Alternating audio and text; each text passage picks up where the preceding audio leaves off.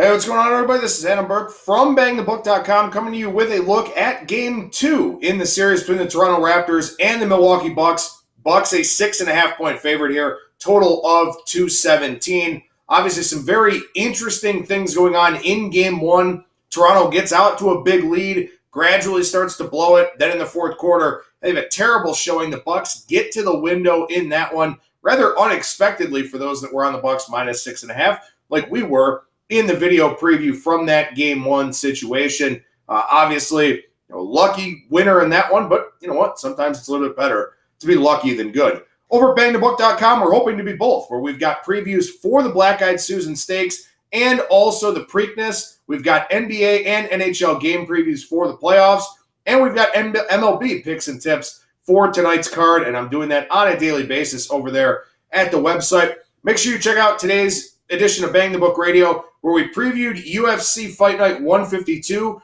with Christian Pina. Also, the Bettors Box on Thursday, and the Preakness preview that I did with Brian Blessing on Wednesday. So lots of stuff for you to check out right here on our Bang the Book YouTube page, or you can find it on Spreaker, Stitcher, iTunes, Spotify, iHeartRadio, wherever it is you get your podcast content. All right, so we take a look here at Game 2. Once again, Game 545, 546, Raptors and Bucks. 6.5-point favorite for the home team, total of 217 in this one. And the thing about Game 1 is that the Raptors completely squandered probably the best playoff game of Kyle Lowry's career. Had 30 points in that one and really was able to fill the void left by Kawhi Leonard and Pascal Siakam. I know Kawhi had 31 points, but he was not efficient in that game at all whatsoever. Siakam was terrible for pretty much the first time here in the playoffs. And they squander that Kyle Lowry effort. And now you sort of have to wonder, did Mike Budenholzer just make good adjustments at halftime? Did the fatigue catch up with Toronto? Was this a hangover from that series victory over the Philadelphia 76ers? We don't know. But what we do know is that Toronto has 2 days off to figure things out here before Game 2. So will that help them? Will that help a first-year head coach in Nick Nurse? Guess we'll have to wait and see when that final horn goes off tonight. But obviously, it's a very tough situation for the Milwaukee Bucks because they sat around and waited for that other Eastern Conference second-round series to be done. Then you play a game, you get off to a slow start, you get that intensity rolling in the second half, not into the fourth quarter, and then you have to sit around again. So for the Bucks here, you sort of wonder if they can flip the switch, not bury themselves early on like they did in Game 1, not have to have such a feverish comeback in the second half, take a 2-0 series lead up to the Scotiabank Center. That's the question for the Bucks. And I got something that's easier said than done. I know it's the playoffs. I know everybody's engaged, focused, all that type of thing. But still, it is tough to not play for a while, play one game, and then kind of wait around for a couple days. There's only so much simulation of games you can do in practice or shoot-arounds or anything like that. So that would be my concern with Milwaukee here in Game 2. Now, as far as a gameplay standpoint goes, look, the Raptors took 42 three-pointers in Game 1. That is not their style. They shot 33.8 three-pointers per game during the regular season. That ranked 11th. And this is something that we saw Milwaukee do to them with a lot of success in the regular season.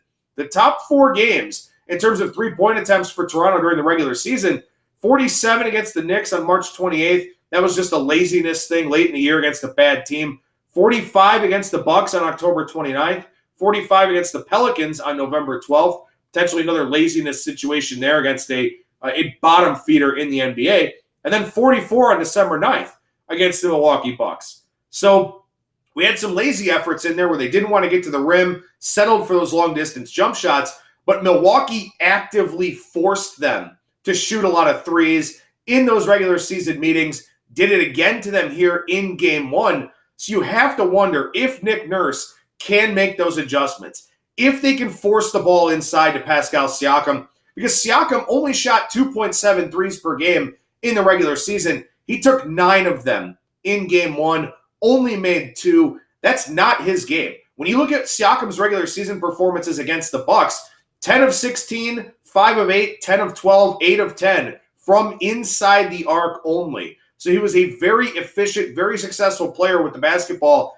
inside the perimeter, less so outside the perimeter. That's where Milwaukee forced him in Game 1. Can the Raptors make that adjustment? I think that is the key to tonight's game, the play of Pascal Siakam. Maybe Lowry will get his. Maybe he's got some more confidence off of that big game one showing. We know Kawhi Leonard will get his. We know Giannis and all the scorers for the Bucks will get theirs. Siakam has to be the guy for the Raptors. Be that X factor. Get back inside. Play a physical brand of basketball. Get those higher percentage shots. That's the key for me in game two. I do think that does happen tonight. I will take the Raptors plus the 6.5. They did play very well in the first half. Had some downtime now to rest those legs and get re-energized, and they can make those adjustments. I think that's something that if Nick Nurse can do that early on, you force Budenholzer to adjust to that at halftime, then maybe it opens up some of the outside stuff for Lowry, for Leonard, some of the bench guys for Toronto that can it from three. So I think that's really the thing that you're looking at here in tonight's game. Will Toronto make that adjustment with Siakam? I think they will. I think that the Bucks have to worry a little bit more about Kyle Lowry coming off that big game. I don't see Kawhi Leonard going 10 of 26 again. Even though it was a close call with the Bucks covering in game one, I think we'll take the Raptors tonight plus the 6.5 in game two. I'm Adam Burke for Bang the Book.